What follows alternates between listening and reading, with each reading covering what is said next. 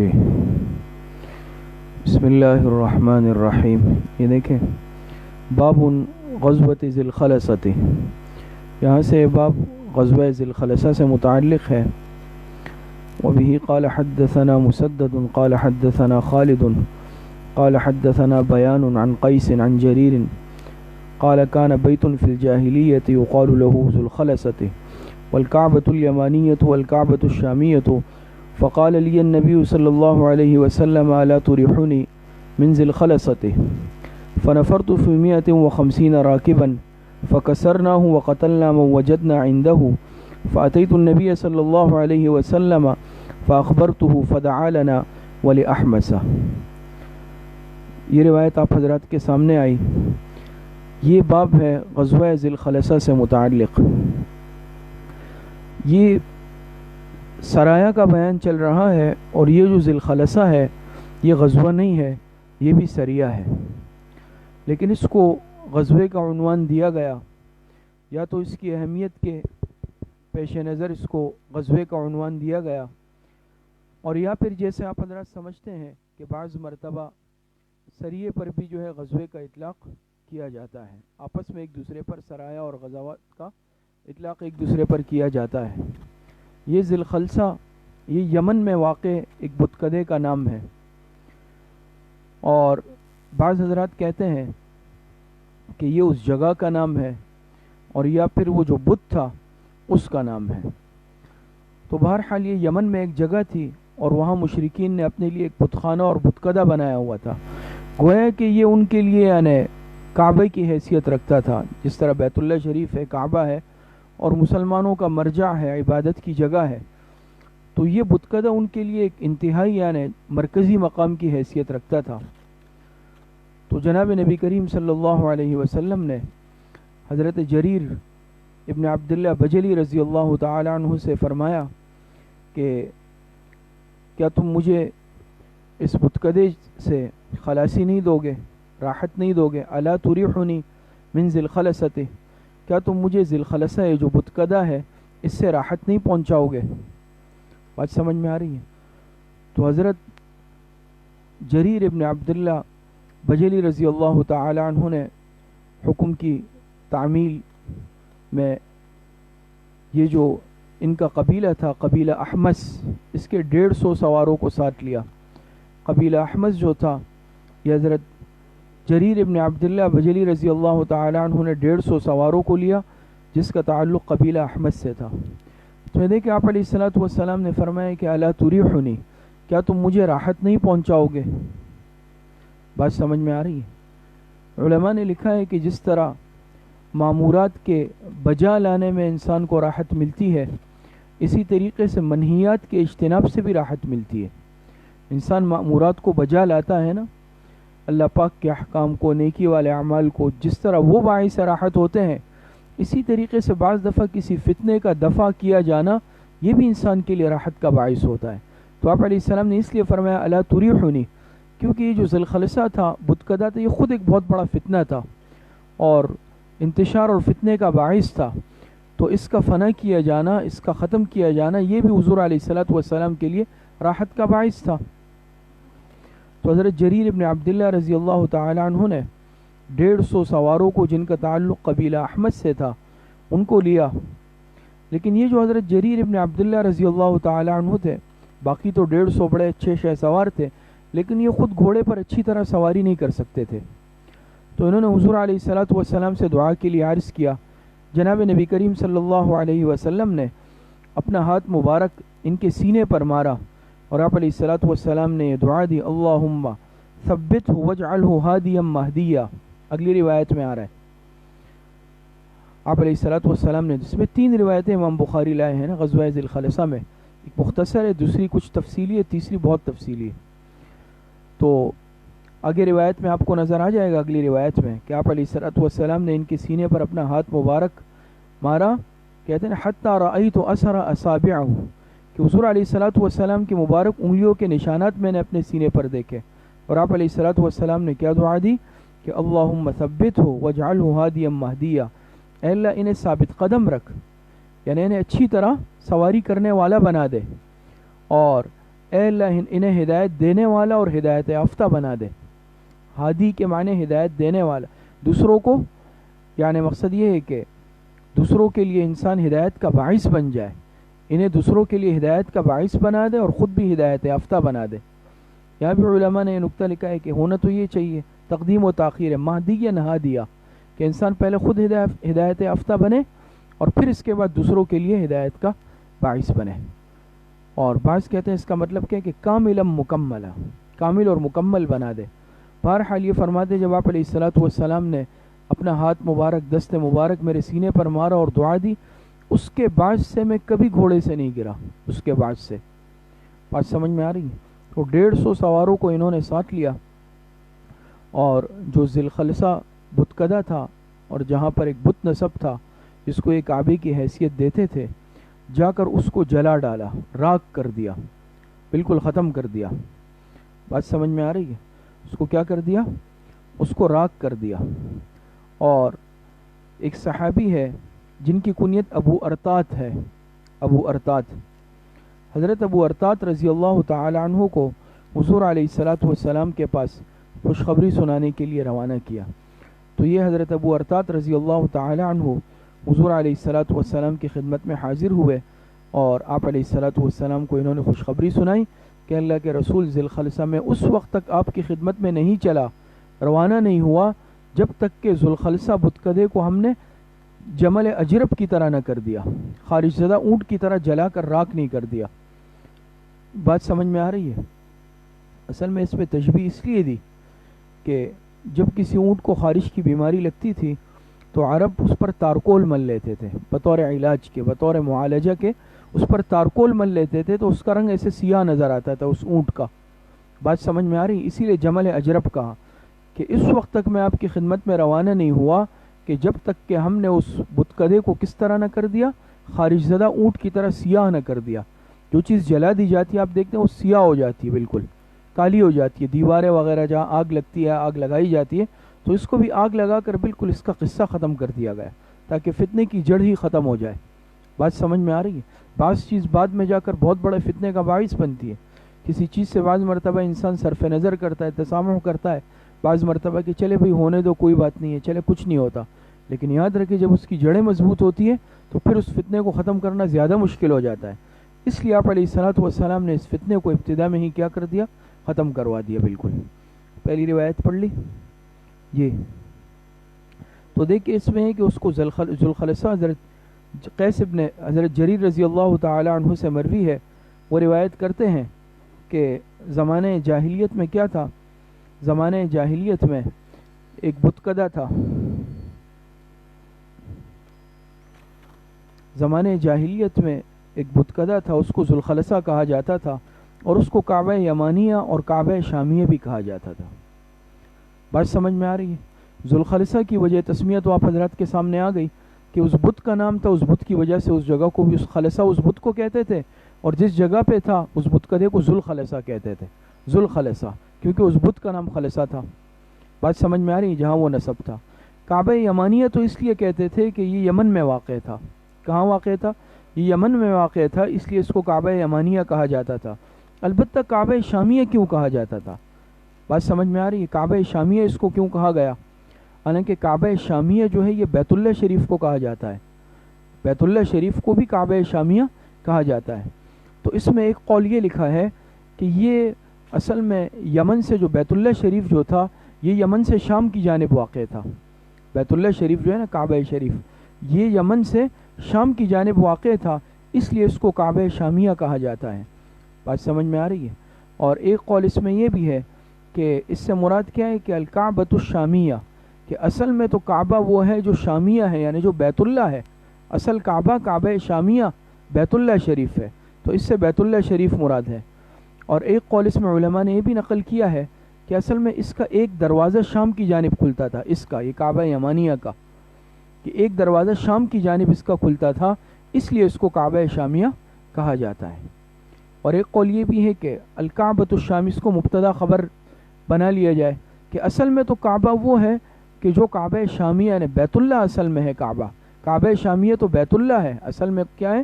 بیت اللہ ہے. تو اس میں مختلف اقوال ہیں. دوسری روایت پڑھیں آگے. تو یہ آپ علیہ الصلوۃ والسلام نے فرمایا کہ الا تریحنی من ذی الخلصۃ، کہ مجھے تم راحت کیوں نہیں پہنچاتے ہو ذی الخلصہ سے. تو حضرت جریر رضی اللہ تعالیٰ عنہ فرماتے ہیں کہ 150 افراد کو میں لے کر چلا جو سب کے سب شہ سوار تھے. فکسر نہ ہو، ہم نے جا کر اس کو توڑ پھوڑ دیا. بات سمجھ میں آ رہی ہے؟ اور اس کو ختم کر دیا، جلا دیا. وقتلنا من وجدنا عنده، اور جہاں وہاں پر جس کو پایا اس کو قتل کر دیا. پھر میں جناب نبی کریم صلی اللہ علیہ وسلم کی خدمت میں حاضر ہوا. میں نے آپ علیہ الصلوۃ والسلام کو اطلاع دی. آپ علیہ الصلوۃ والسلام نے قبیلہ احمس کے ہمارے لیے بھی اور جتنے قبیلہ احمس کے سوار ہمارے ساتھ تھے ان سب کے لیے دعا فرمائی. اور جیسے آگی روایت میں آ رہے ہیں کہ آپ علیہ السلام نے 5 مرتبہ دعا فرمائی. مرتبہ 5. جی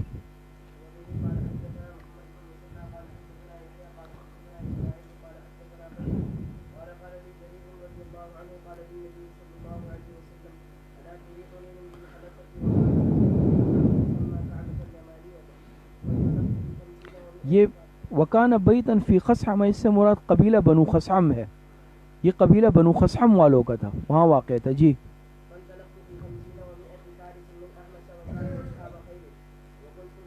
وکانوا اصحاب خیر، یہ سب کے سب گھڑ سوار تھے بہترین. جی وکنت لا اثبت علی الخیل، میں گھوڑے پر صحیح طور پر نہیں بیٹھ سکتا تھا. حضرت جریر رضی اللہ عنہ فرماتے ہیں کہ میں گھوڑے کی سواری صحیح طور پر نہیں کر سکتا تھا اس سے پہلے. جی جناب نبی کریم صلی اللہ علیہ وسلم نے میرے سینے پر اپنا ہاتھ مبارک مارا، یہاں تک کہ آپ کی مبارک انگلیوں کے نشانات میں نے اپنے سینے پر دیکھے. اور آپ نے کیا دعا دی؟ جی ہاں کہ اللہ اس کو ثابت قدم رکھ، اس کو یعنی گھوڑے کی پشت پر اچھی طرح بیٹھنے والا بنا دے، اور اس کو ہادی بنا دے اور مہدی بنا دے، ہدایت دینے والا، ہدایت کا ذریعہ بنا دے اور خود ہدایت یافتہ بنا دے. جی ہم نے اس کو توڑ دیا اور اس کو جلا ڈالا. جی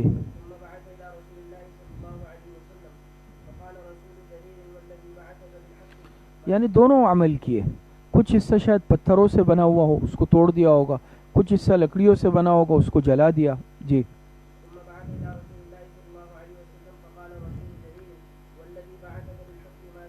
فقال رسول جرین، یہاں سے رسول سے مراد یہاں کیا ہے؟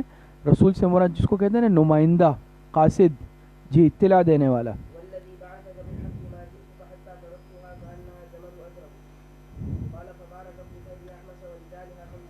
ہاں تو آپ علیہ السلام نے 5 مرتبہ دعا دی قبیلہ احمس کے گھڑ سواروں کے لیے بھی اور جو پیدل تھے ان کے لیے بھی. جی اب یہ سب سے تفصیلی روایت یہاں ذکر کی، اس میں زیادہ تفصیلات ہیں. جی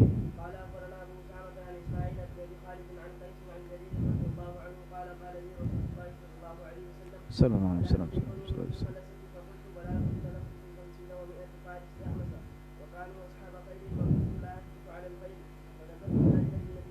صلی اللہ علیہ وسلم.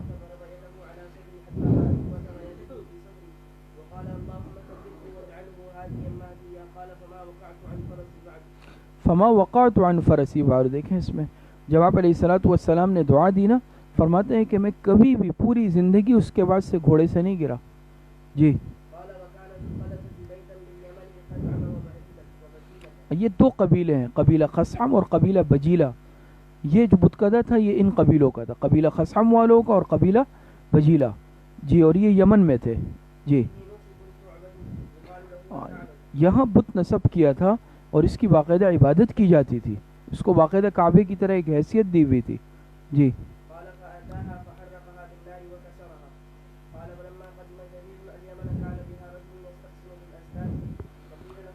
حضرت جریر رضی اللہ تعالی عنہ اس روایت میں کچھ تفصیل ہے. جیسے میں نے عرض کی، حضرت جریر رضی اللہ تعالی عنہ جب یمن آئے اس مقصد کے لیے تو وہاں ایک شخص تھا جو تیروں کے ذریعے سے فال نکالا کرتا تھا. آپ کو معلوم ہے زمانے جاہلیت میں یہ بھی بہت زیادہ اس کا دستور اور رواج تھا کہ مختلف تیر ہوتے تھے، اس پر مختلف باتیں لکھی ہوتی تھی اور لوگ فال نکلوانے جاتے اور وہ جو ہے باقاعدہ تیر نکالتے. کسی میں آتا کہ بھئی امرنی ربی، کسی پر آتا نہانی ربی، کسی پر مختلف جملے لکھے ہوتے اور جو بات نکلتی تھی پھر اس پر عمل کرتے رہے، بھئی یہ کام کرنا ہے یا نہیں کرنا، یا خالی نکلتا دوبارہ نکالتے. تو یہ جو ہے جوئے کے تیر نکالتا تھا. کسی نے اس سے کہا کہ بھئی حضور علیہ الصلوۃ والسلام کے بھیجے ہوئے قاصد آ چکے ہیں یہاں پر، اور تم یہ کام کر رہے ہو، اگر انہوں نے تمہیں پا لیا تو تمہاری گردن مار دیں گے۔ بات سمجھ میں آ رہی ہے؟ تو اب یہ جوہے کے تیر نکال ہی رہا تھا کہ اتنے میں حضرت جریر رضی اللہ تعالی عنہ پہنچ گئے اس کے سر پر، جس کے پاس پہنچ گئے، اور حضرت جریر رضی اللہ تعالی عنہ نے اس سے فرمایا کہ یا تو اس جوہے کے تیروں کو توڑ کر کلمہ پڑھ لو ورنہ میں تمہاری گردن اڑا دوں گا۔ تو اس نے وہ سارے کے سارے تیر توڑ دیے اور کلمہ پڑھ کر مسلمان ہو گیا۔ جی، رسول اللہ، پہلے جو رسول ہے اس سے مراد قاصد ہے، اور دوسری مرتبہ جو رسول ہے اس سے جناب رسول اللہ صلی اللہ علیہ وسلم مراد ہے۔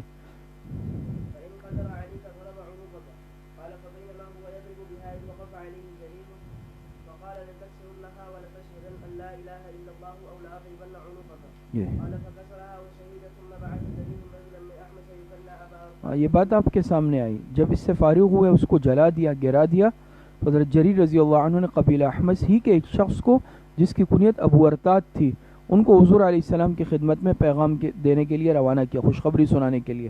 جی، نام ان کا حسین لکھا ہے سواد کے ساتھ۔ جی،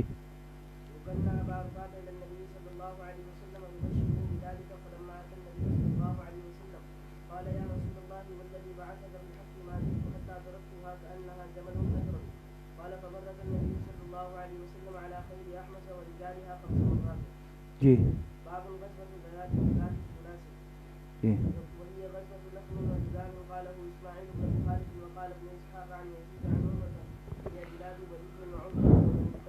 باب غزوة ذات السلاسل وهي غزوة لخب وجزام. قاله إسماعيل بن أبي خالد وقال ابن إسحاق عن يزيد عن عروة هي بلاد بلي وعزرة وبني القين.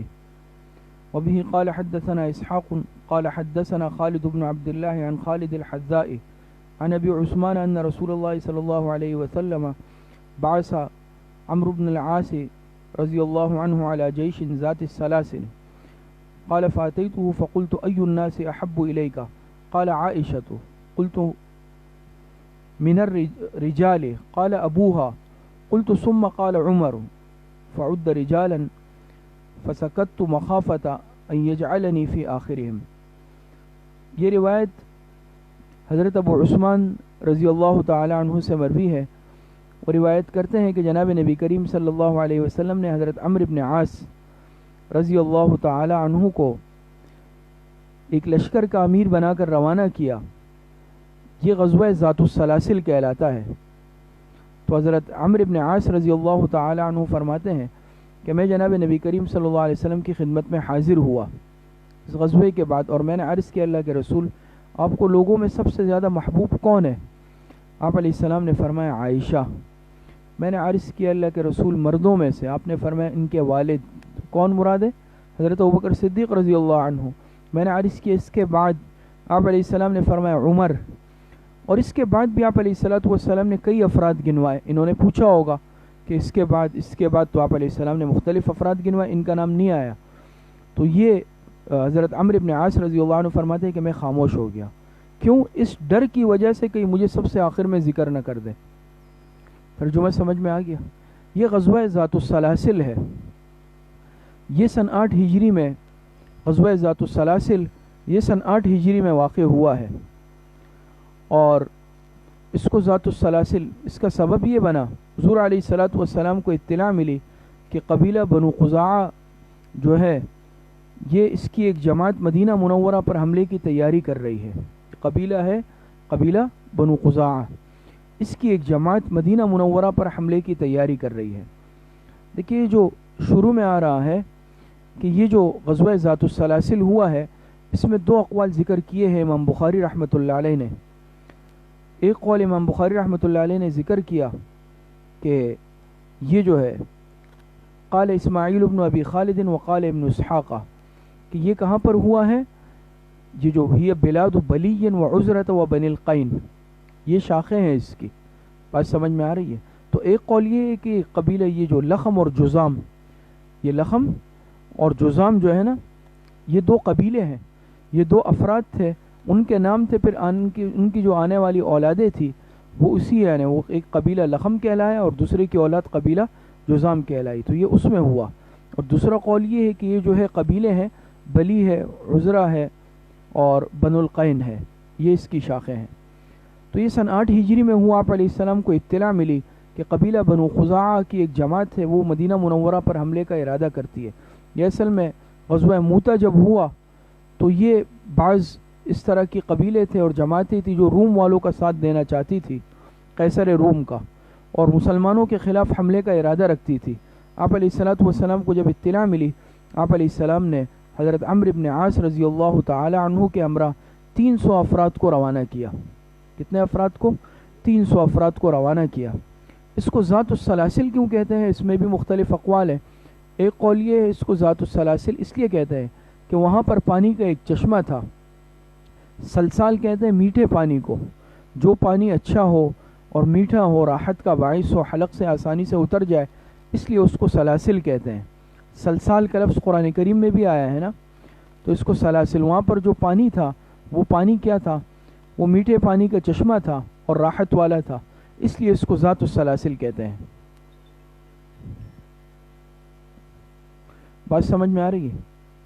بعض ایک قول اس میں یہ ہے کہ وہاں پر جو ریت تھی، سلسال کے معنی تہ بتہ، وہاں کی جو زمین کی ریت تھی وہ تہ بتہ تھی، ایسا ہوتی ہے نا، تہ ہوتی ہے، تہ بتہ تھی، اس لیے اس کو کیا کہتے ہیں؟ اس غزوے کو غزوہ ذات السلاسل۔ اور ایک قول یہ ہے کہ اس وقت مشرکین نے اپنے پیروں میں زنجیریں اور بیڑیاں باندھ لی تھی۔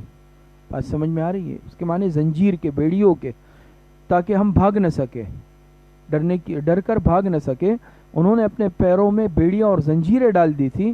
اس مناسبت سے اس غزوے کو غزوہ ذات السلاسل کہا جاتا ہے۔ بہرحال حضور علیہ السلام نے حضرت، یہ روایت میں جیسے آتا ہے، عمرو بن عاص رضی اللہ عنہ کو 300 افراد کا لشکر دے کر روانہ کیا۔ جب وہاں پہنچے تو معلوم ہوا کہ دشمن کی تعداد زیادہ ہے، دشمن کی تعداد زیادہ ہے۔ تو وہاں سے حضرت رافع ابن مکیس جوہنی رضی اللہ تعالی عنہ کو انہوں نے روانہ کیا حضور علیہ السلام کی خدمت میں کہ بھئی دشمنوں کی تعداد زیادہ ہے، حضرت رافع ابن مکیس رضی اللہ تعالی عنہ کو۔ آپ علیہ السلام نے 200 افراد مزید روانہ کیے اور حضرت ابو عبیدہ ابن الجراح رضی اللہ تعالی عنہ کو ان کا امیر مقرر کیا۔ اور اس غزوے میں بڑے بڑے صحابہ، حضرت ابوبکر رضی اللہ عنہ، حضرت عمر رضی اللہ تعالی عنہ بھی تھے۔ آپ علیہ السلام نے 200 افراد مزید روانہ کیے، اس میں حضرت ابوبکر صدیق رضی اللہ عنہ اور حضرت عمر رضی اللہ عنہ جیسے جلیل القدر صحابہ بھی شامل تھے۔ حضرت ابو عبیدہ رضی اللہ تعالی عنہ بھی تشریف لے گئے۔ جب ملاقات ہوئی، نماز کا وقت ہوا، تو حضرت عمرو بن عاص رضی اللہ تعالی عنہ نے کہا کہ نماز میں پڑھاؤں گا، میں امیر ہوں۔ حضرت ابو عبیدہ رضی اللہ تعالی عنہ نے فرمایا کہ میں اپنے قافلے کا امیر ہوں، اپنے لشکر کا نماز میں پڑھاؤں گا۔ تو بہرحال اس پر کچھ اختلاف ہوا، لیکن پھر حضرت ابو عبیدہ رضی اللہ تعالی عنہ نے فرمایا کہ بھئی میں اختلاف نہیں کروں گا۔ بہرحال حضرت عمرو بن عاص رضی اللہ تعالی عنہ ہی نمازیں پڑھاتے رہے اور وہی امیر رہے۔ اور بالآخر مسلمانوں نے مل کر حملہ کیا اور دشمن بھاگنے پر مجبور ہوا۔ اللہ پاک نے مسلمانوں کو فتح عطا فرمائی۔ دشمن جب بھاگنے لگا، مسلمان تعاقب کرنے لگے، تو حضرت عمرو بن عاص رضی اللہ تعالی عنہ نے دشمن کے تعاقب سے روک دیا کہ بھئی تعاقب نہیں کرنا۔ بات سمجھ میں آ رہی ہے؟ دوسری بات یہ ہوئی کہ وہاں ٹھنڈ تھی، سردی کا زمانہ تھا، مسلمانوں نے آگ جلانی چاہی، تو حضرت عمرو بن عاص رضی اللہ تعالی عنہ نے اس سے بھی روک دیا، اجازت نہیں دی۔ حضرت ابوبکر صدیق رضی اللہ عنہ، حضرت عمر رضی اللہ تعالی عنہ نے بات بھی کی اس سلسلے میں، لیکن حضرت عمرو بن عاص رضی اللہ عنہ نے منع فرما دیا آگ جلانے سے۔ تیسرا واقعہ اس میں یہ ہوا کہ جو امیر تھے حضرت عمرو بن عاص رضی اللہ تعالی عنہ، ان کو احتلام ہو گیا ایک دفعہ رات کو، تو صبح کی نماز جب انہوں نے پڑھائی تو انہوں نے تیمم کیا، غسل نہیں کیا۔ یہ تینوں باتیں بھی ہوئی اس غزوے میں۔ بہرحال مسلمانوں کو فتح حاصل ہوئی اور یہ لشکر کامیاب و کامران واپس لوٹا۔ حضور علیہ السلام کی خدمت میں جب حاضر ہوئے تو آپ علیہ السلام کے سامنے تینوں باتیں رکھی گئی کہ اس میں اس طرح کی بات ہوئی۔ ایک یہ کہ دشمن جب بھاگنے لگا تو ان کے تعاقب سے، دشمن کے تعاقب سے امیر نے یعنی حضرت عمرو بن عاص رضی اللہ عنہ نے منع کر دیا۔ اور دوسری بات یہ ہوئی کہ آگ جلانے سے ٹھنڈ تھی، ضرورت تھی آگ کے تپش کی، لیکن انہوں نے آگ جلانے سے بھی منع کیا۔ تیسرا، جب ان کو غسل کی حاجت ہوئی، احتلام ہوا، تو انہوں نے جو ہے تیمم کر کے فجر کی نماز پڑھائی۔ آپ علیہ السلام نے سبب پوچھا تو حضرت عمرو بن عاص رضی اللہ عنہ نے فرمایا اللہ کے رسول دشمن کے تعاقب سے میں نے اس لیے منع کیا تھا، دشمن کے تعاقب سے تو میں نے اس لیے منع کیا کہ مجھے خطرہ تھا کہ کہیں ان کی مدد کے لیے لوگ چھپ کر نہ بیٹھے ہوں تو اس کی وجہ سے مسلمانوں کو نقصان نہ ہو جائے۔ دوسری بات، آگ جلانے سے میں نے اس لیے منع کیا کہ ہماری تعداد تو کم تھی، مسلمان 300 پھر 200 500، آگ میں روشنی میں ہماری صحیح تعداد دیکھ کر انہیں ہماری قلت کا اندازہ نہ ہو جائے۔ بہرحال ایک ایمانی اور روحانی قوت تو ایمان والوں کو حاصل ہوتی ہے، اللہ پاک نے فتح بھی عطا فرمائی، لیکن آگ جلنے کی صورت میں ان کو ہماری قلت کا اندازہ نہ ہو جائے، پھر ہمیں نقصان نہ ہو۔ اور تیسرا، میں نے غسل اس لیے نہیں کیا تھا کہ ٹھنڈ کی وجہ سے مجھے پانی سے غسل کرنے میں اپنی جان کے جانے کا اندیشہ تھا، اور اس صورت میں گنجائش ہوتی ہے۔ تو آپ علیہ السلام نے جب یہ سنی، آپ علیہ السلام مسکرائے اور انہیں کچھ بھی نہیں کہا۔ تو بہرحال یہ غزوہ جو ہے یہ غزوہ ذات السلاسل کہلاتا ہے۔ جی، اس میں یہ بات بھی سمجھ لیں کہ دیکھیں چونکہ انہوں نے یہ دیکھ روایت میں ہے کہ انہوں نے آپ علیہ السلام سے پوچھا اللہ کے رسول آپ کو سب سے زیادہ لوگوں میں محبوب کون ہے؟ اصل میں اس غزوے میں ان کو امیر بنا کر بھیجا، اگر آپ غور کرتے ہیں تو ان کی ماتحتی میں حضرت ابوبکر صدیق، حضرت عمر، حضرت ابو عبیدہ اور بڑے بڑے صحابہ ہیں، اور وہ ان کی امارت میں ہے، یہ امیر ہے۔ تو انہیں اس بات سے یعنی یہ توقع ہوئی کہ شاید حضور علیہ السلام کے نزدیک سب سے زیادہ محبوب میں ہوں۔ تو انہوں نے واپس آ کر آپ علیہ السلام سے پوچھا کہ اللہ کے رسول آپ کو سب سے زیادہ محبوب کون ہے؟ آپ علیہ السلام نے فرمایا کہ حضرت عائشہ انہوں نے عرض کیا مردوں میں، آپ نے فرمایا ابو بکر، فرمایا پھر آپ نے فرمایا عمر، پھر انہوں نے کئی نام پوچھے، آپ علیہ السلام نے نام لیے، ان کا نام نہیں آیا۔ تو یہ فرماتے ہیں کہ میں اس خوف کی وجہ سے، خطرے کی وجہ سے خاموش ہو گیا کہ کہیں میرا نام سب سے آخر میں نہ ہو جائے۔ تو انہوں نے پوچھا کہ اس کی وجہ سمجھ میں آ گئی نا، کیونکہ اس غزوے میں انہیں امیر بنایا گیا، تو اس وجہ سے ان کے دل میں یہ توقع پیدا ہوئی کہ شاید میرا نام آ جائے اور میں سب سے زیادہ محبوب ہوں۔ بہرحال سب کے سب صحابہ ہیں رضی اللہ عنہم ورضوا عنہ۔ جی، باب ذہاب جریر الی الیمن، حضرت جریر رضی اللہ تعالی عنہ کو یمن بھیجنا۔ آپ دیکھیں پیچھے باب جو ابھی گزرا آپ حضرات کے سامنے، باب غزوۃ ذی الخلصہ، اس میں بھی آپ علیہ السلام نے حضرت جریر رضی اللہ تعالی عنہ کو یمن بھیجا ہے، لیکن آپ علیہ السلام نے کس لیے بھیجا؟ اس بتکدے کو مسمار کرنے کے لیے، اس کو ختم کرنے کے لیے۔ یہاں بھی یہ باب ہے کہ حضرت جریر رضی اللہ عنہ کو یمن بھیجنا، یہاں بھی آپ علیہ السلام نے حضرت جریر کو یمن بھیجا، لیکن یہ دوسرا واقعہ ہے۔ اس وقت آپ علیہ السلام نے اس مہم پر روانہ کیا تھا کہ جا کر اس بتکدے کو فنا کر دو، ختم کر دو، ملیامیٹ کر دو، اور یہاں پر آپ علیہ السلام نے دعوتی مہم پر روانہ کیا، دعوتی مہم پر کہ جا کر یمن والوں کو ایمان کی دعوت دو۔ اور بعض حضرات فرماتے ہیں کہ وہاں پر خاص طور پر دو سرکردہ افراد تھے جن کی وہاں پر ایک نمایاں حیثیت تھی، اور آپ حضرات سمجھتے ہیں کہ جب ایک بڑا ہوتا ہے، سردار ہوتا ہے، نمایاں فرد، وہ جب ایمان قبول کرتا ہے تو اس کی وجہ سے باقیوں کا آسان ہو جاتا ہے، وہ ان کو دیکھ کر باقی بھی ایمان کی طرف مائل ہو جاتے ہیں۔ تو ایک ذو قلع تھا اور دوسرا ذو عمر تھا۔ خاص طور پر آپ علیہ السلام نے ان دو افراد کی طرف دین کی دعوت دینے کے لیے حضرت جریر ابن عبداللہ رضی اللہ تعالی عنہ کو بھیجا، ایک ذو قلع اور دوسرا ذو عمر۔ اور یہ بھی ممکن ہے کہ دونوں باتیں ہوں پیش نظر، کہ ان دونوں کو خاص طور پر دعوت دے اور باقی عمومی طور پر بھی یمن والوں کو دین کی دعوت دے رہے، تو دونوں میں تطبیق ممکن ہے۔ حضرت جریر رضی اللہ تعالی عنہ حضور علیہ السلام کے حکم کے مطابق یمن تشریف لے گئے، اور وہاں جا کر انہوں نے دین کی دعوت دی، اور یہ جو ذو قلع اور ذو عمر یہ دونوں افراد تھے، یہ دونوں مسلمان ہو گئے۔ ان کی دعوت پر ذو قلع اور ذو عمر دونوں مسلمان ہو گئے۔ یہ دیکھیں دونوں کے نام میں ذو آ رہا ہے، سمجھ میں آ رہی، ذو قلع اور ذو عمر۔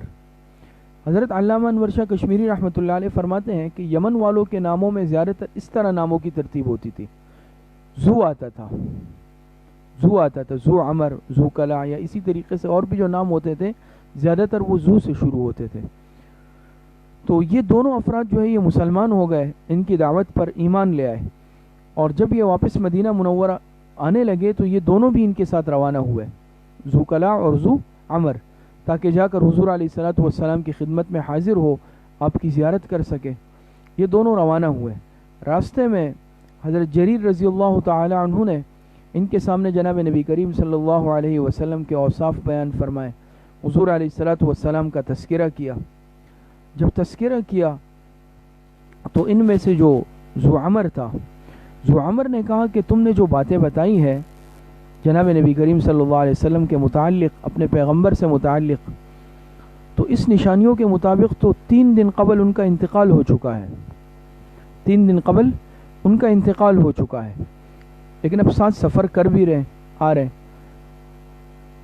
آگے چلے تو مدینہ منورہ سے آتے ہوئے انہیں کچھ افراد ملے، ملاقات ہوئی تو انہوں نے اطلاع دی کہ جناب نبی کریم صلی اللہ علیہ وسلم کا انتقال ہو چکا ہے، جیسے اس نے کہا تھا انتقال ہو گیا ہے، اور لوگوں نے جو ہے حضرت ابوبکر صدیق رضی اللہ تعالیٰ عنہ کو اپنا امیر اور خلیفہ چن لیا ہے، اور لوگ میں ابھی بھی یعنی لوگ اسی طرح متقی اور صالح ہیں اور سب خیر و عافیت ہے۔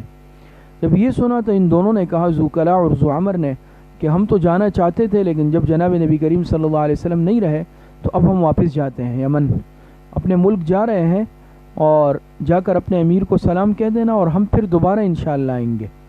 یہاں سے واپس ہو گئے، دونوں چلے گئے۔ اور جب حضرت جریر رضی اللہ عنہ مدینہ منورہ آئے، حضرت ابوبکر صدیق رضی اللہ تعالی عنہ سے ملاقات ہوئی تو انہوں نے اس طرح تذکرہ کیا، تو حضرت ابوبکر صدیق رضی اللہ تعالی عنہ نے فرمایا کہ تم انہیں اپنے ساتھ لے کر کیوں نہیں آئے، تم انہیں بھی اپنے ساتھ لے آتے۔ پھر بعد میں کافی عرصہ بعد یہ ان میں سے حضرت عمر رضی اللہ تعالی عنہ کے زمانے میں ان حضرات میں سے غالباً ذوعمر جو ہے یہ مدینہ منورہ آئے ہیں بعد میں، اور بعد میں کافی عرصہ بعد حضرت جریر رضی اللہ تعالی عنہ کی ان سے ملاقات بھی ہوئی، تو ذوعمر نے حضرت جریر رضی اللہ تعالی عنہ سے کہا کہ تمہارا مجھ پر ایک احسان ہے، تمہارا مجھ پر، جب بعد میں ملاقات ہوئی دوبارہ کہا کہ تمہارا مجھ پر ایک احسان ہے، اس لیے میں تمہیں ایک بات بتاتا ہوں۔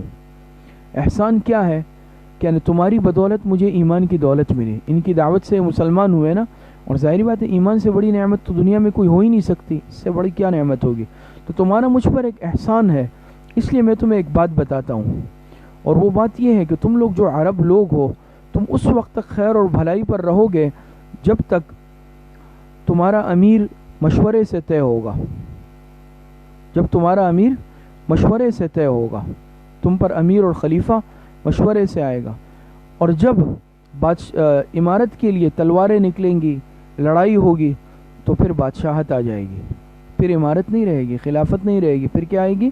بادشاہت آ جائے گی، اور لوگ بادشاہوں کی طرح چھوٹی چھوٹی باتوں پر جلد غصہ ہوں گے، چھوٹی چھوٹی باتوں پر جلدی راضی ہو جائیں گے، تو فتنہ اور فساد پھیل جائے گا۔ یہ بات سمجھ میں آئی؟ تو اس روایت میں چند باتیں ہیں سمجھنے کی۔ یہ ذوالقلع اور ذوعمر یہ ان کی دعوت پر مسلمان ہوئے اور ان کے ساتھ مدینہ منورہ روانہ ہوئے تاکہ حضور علیہ الصلوۃ والسلام سے ملاقات کر سکے۔ انہوں نے جب حضور علیہ الصلوۃ والسلام کا تذکرہ کیا، باتیں بتائی، تو ان میں سے ذوعمر نے کہا کہ جو تم باتیں بتا رہے ہو، جو نشانیاں بتا رہے ہو، اس کے مطابق تو تمہارے پیغمبر کا انتقال ہو چکا ہے، 3 دن پہلے انتقال ہو چکا ہے۔ اب سوال یہ ہے کہ انہیں کیسے پتہ چلا، انہیں پتہ کیسے چلا کہ بھئی حضور علیہ السلام کا انتقال ہو چکا ہے؟ اور دوسری بات یہ کہ آگے جو مدینہ منورہ سے آنے والے افراد تھے انہوں نے تصدیق کی اس بات کی کہ واقعی حضور علیہ الصلوۃ والسلام دنیا سے پردہ فرما چکے ہیں۔ تو ایک جواب اس کا علماء نے یہ لکھا کہ یہود کی جو سابقہ کتابیں تھیں یہ وہ پڑھ چکا تھا، اس کا عالم تھا، اور اس میں اس نے کوئی نشانیاں وغیرہ پڑھی ہوں گی جس کے مطابق اس نے کہا کہ یعنی تمہارے پیغمبر کا انتقال ہو چکا ہے۔ لیکن حضرت علامہ انور شاہ کشمیری رحمۃ اللہ علیہ فرماتے ہیں کہ یہ شخص کاہن تھا، کاہن ہوتا ہے نا جو کہانت والے نجومی، یہ کاہن تھا، اور اپنے کہانت کی بنیاد پر اس شخص نے جو ہے کہا کہ حضور علیہ الصلوۃ والسلام کا انتقال ہو چکا ہے۔ کاہن اس طرح مختلف اس کے ذریعے سے، اشارات کے ذریعے سے، نشانیوں سے اس طرح کی باتیں جو ہے معلوم کرتے ہیں، لیکن چونکہ ظاہری بات ہے کہ یاد رکھیں کہ کاہن کو خود بھی اپنی بات پر پورا اعتماد اور یقین نہیں ہوتا، وہ ایک بات تو کر لیتا ہے لیکن کاہن کو بھی اپنی بات پر پورا اعتماد اور یقین خود بھی نہیں ہوتا۔ اس لیے آپ دیکھیں کہ یہ بتا بھی رہا ہے کہ ان کا انتقال ہو چکا ہے، لیکن ساتھ ساتھ سفر بھی کر رہے ہیں، آ بھی رہا ہے، یہ واپس نہیں ہوا اس وقت جب تک کہ تصدیق نہیں ہوئی۔ اس نے کہا نا راستے میں جب انہوں نے علامتیں نشانیاں بتائی، باتیں کی، آپ علیہ السلام کا تذکرہ کیا، تو انہوں نے کہا کہ اس کے مطابق تو تمہارے پیغمبر کا انتقال ہو چکا ہے، حضور علیہ السلام کا انتقال ہو چکا ہے، لیکن ساتھ میں آ رہا ہے، سفر مدینے کی طرف کر رہا ہے۔ یہ اس بات کی علامت ہے کہ خود اسے بھی چونکہ کاہن تھا تو اپنی بات پر خود بھی پورا یقین اور اعتماد اس کو نہیں تھا، لیکن جب آگے آنے والے لوگوں سے معلوم ہوا اور انہوں نے تصدیق کی تو تب جا کر یہ لوگ واپس ہوئے۔ تو یہ دو علماء نے وجوہات اور اسباب ذکر کیے ہیں۔ پھر جب بعد میں ملاقات ہوئی تو اس نے حضرت جریر رضی اللہ تعالیٰ عنہ سے کہا کہ ان بک علی کرامتن، کرامت سے مراد احسان ہے، اور وہ احسان کیا ہے کہ تمہاری وجہ سے مجھے ایمان نصیب ہوا ہے، یہی سب سے بڑا احسان ہے۔ تو میں تمہیں ایک بات بتاتا ہوں کہ تم جو عرب لوگ ہو تم اس وقت تک ہمیشہ خیر پر رہو گے کہ جب تم پر کیا ہوگا، امارت ہو، یعنی جو امیر ہوگا وہ کیا ہوگا، آپس میں باہمی مشورے سے طے ہوگا، امیر کی اطاعت ہوگی۔ لیکن جب تلوار تک بات چلی جائے گی، تلوار نکل آئے گی، امارت کے لیے لڑائی جھگڑا ہونے لگے گا، تو اس وقت کیا ہوگا، وہ اس وقت بادشاہت آ جائے گی۔ اس کو کہتے ہیں ایک ہوتی خلافت، ایک ہوتی ملوکیت، پھر خلافت نہیں رہے گی، پھر بادشاہت اور ملوکیت آ جائے گی۔ اور بادشاہوں کا تو مزاج کیا ہوتا ہے، پل میں تولا پل میں ماشا، معمولی سی چھوٹی سی بات ہوئی، چھوٹی سی بات پر ایک دم خوش ہو گئے اور بڑا انعام و اکرام کر لیا، چھوٹی سی بات ہوئی ناراض ہو گئے اور سر قلم کرنے کا حکم دے دیا۔ تو بادشاہوں کے مزاج میں تو بہت زیادہ تلون ہوتا ہے، تو بادشاہت آ جائے گی اور وہ بادشاہوں کی طرح پھر امیر کیا کریں گے، چھوٹی چھوٹی باتوں پر ایک دم غضبناک ہو جایا کریں گے، اور چھوٹی چھوٹی باتوں پر ایک دم کیا ہوں گے، راضی ہو جایا کریں گے۔ تو بادشاہوں کا تو یہی کیا ہوتا ہے، بادشاہوں کا یہی مزاج ہوتا ہے، چھوٹی بات پر کبھی خوش ہو جاتے ہیں، کبھی چھوٹی سی بات پر ناراض بھی ہو جاتے ہیں۔ آج سمجھ میں آ رہی ہے؟ پڑھیں۔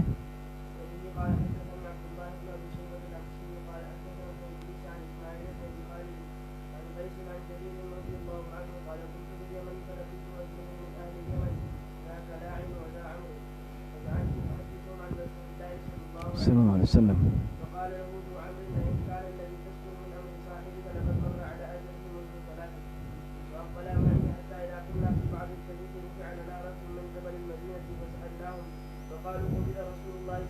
صلی اللہ علیہ وسلم۔ والناس صالحون، حضرت ابوبکر صدیق رضی اللہ عنہ خلیفہ بن چکے ہیں، لیکن لوگ اب بھی کیا ہے، نیکی اور صلاح پر قائم ہے۔ یہ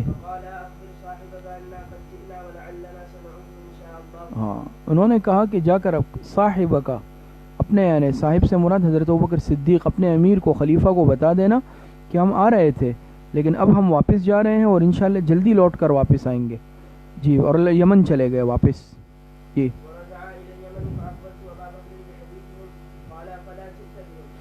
فلا جئت بہم، حضرت ابوبکر صدیق کے سامنے جب تفصیلات بیان کی، قصہ بیان کیا، حضرت ابوبکر صدیق رضی اللہ عنہ نے فرمایا کہ انہیں ساتھ کیوں لے کر نہ آئے، ساتھ لے کر آ جاتے ہیں۔ جی، کچھ عرصے بعد جب دوبارہ ملاقات ہوئی تو ذو عمر نے ان سے کہا، کس سے؟ حضرت جریر سے۔ جی،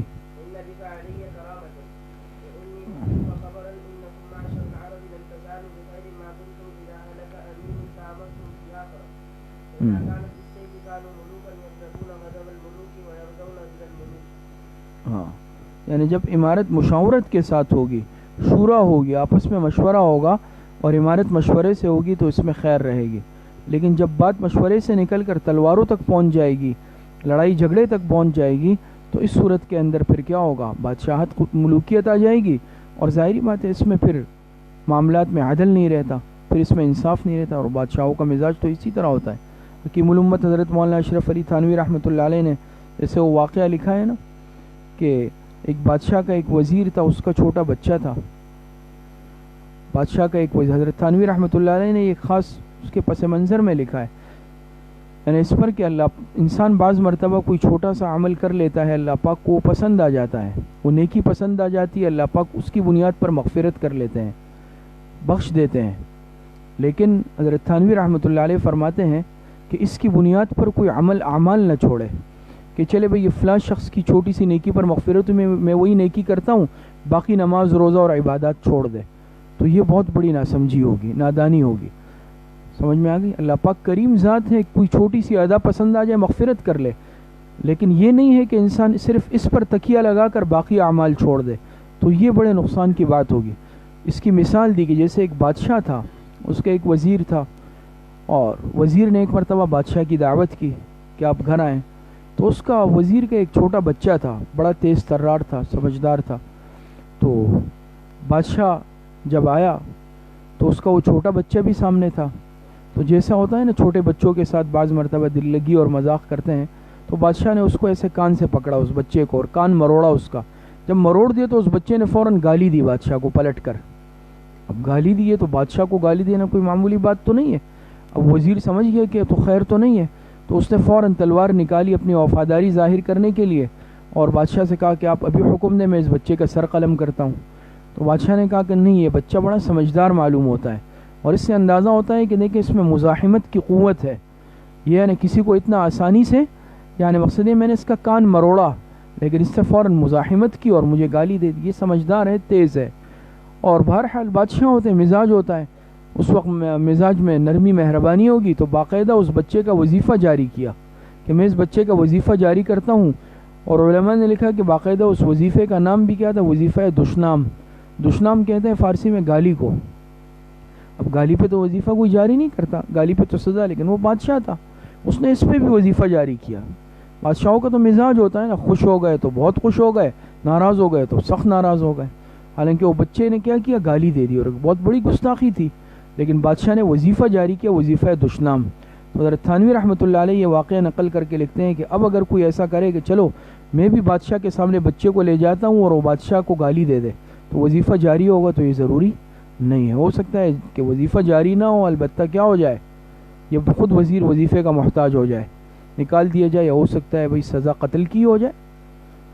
تو اللہ پاک کی ذات تو مہربان ذات ہے, چھوٹی سی نیکی اور معمولی سا عمل اللہ پاک اس پہ ہی بخش دیتے ہیں. لیکن صرف انسان ایک ہی عمل پر تکیہ لگا کر اگر باقی اعمال چھوڑ دے کہ چلے صرف اس بنیاد پر نجات ہوگی, تو یہ ضروری نہیں ہے. اللہ پاک صحیح عمل کی توفیق عطا فرمائے. السلام علیکم.